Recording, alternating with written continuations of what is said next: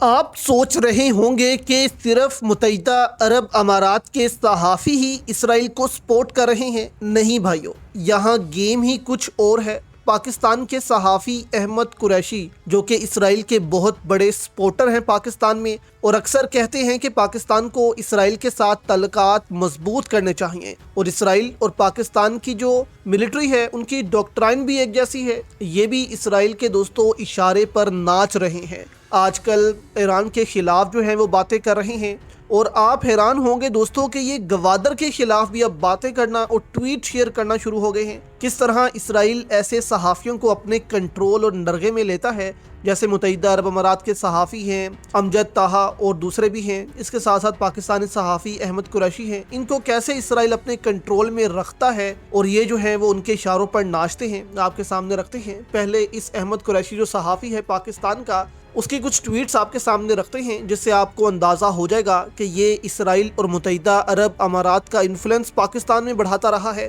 یہ ٹویٹ کرتا ہے کہ عرب اور امریکی میڈیا سے اطلاعات ہیں کہ ایرانی حکومت اصفہان کے قریب امریکہ کو فوجی اڈہ دینے پر غور کر رہی ہے، یعنی ایران کے اندر امریکی فوجی اڈہ بننے جا رہا ہے جو یورینیم نکالنے کا کام کرے گا اور آگے چل کر ایران کو واپس خمینیت شدت پسندی کی طرف آنے سے روکے گا۔ اگر یہ پلان نافذ ہوتا ہے تو پھر ایران میں رجیم چینج کی ضرورت نہیں پڑے گی۔ یعنی کہ باتوں باتوں میں کچھ نہ کچھ ایران کے خلاف بھی بولا ہے، لیکن باتوں باتوں میں سعودی عرب کی طرف اشارہ کر دیا ہے، جو سعودی عرب اپنے اڈے امریکہ سے لے رہا ہے، لیکن ایران تو اڈے دے رہا ہے امریکہ کو۔ تو یہ کیا سین ہے؟ اگر امریکہ کے اڈے ایران میں ہوتے ہیں تو شاید یہ پرماننٹلی وہاں پر آ جائے، اور اس کے بعد عربوں کو جو ہے وہ مشکلات کا سامنا کرنا پڑے۔ ایران جو ہے وہ امریکہ کے اڈے عربوں کے خلاف استعمال کر لے۔ یعنی کہ ایک کانسپریسی تھیوری جو ہے وہ پیش کر رہے ہیں کہ یہ عرب ممالک جو ہیں وہ ایسا نہ کریں، کیونکہ ایران جو ہے وہ اپنے اڈے امریکہ کو دینے جا رہا ہے۔ پھر دوستوں ایک متحدہ عرب امارات کے صحافی ہیں جبر الجہالمہ،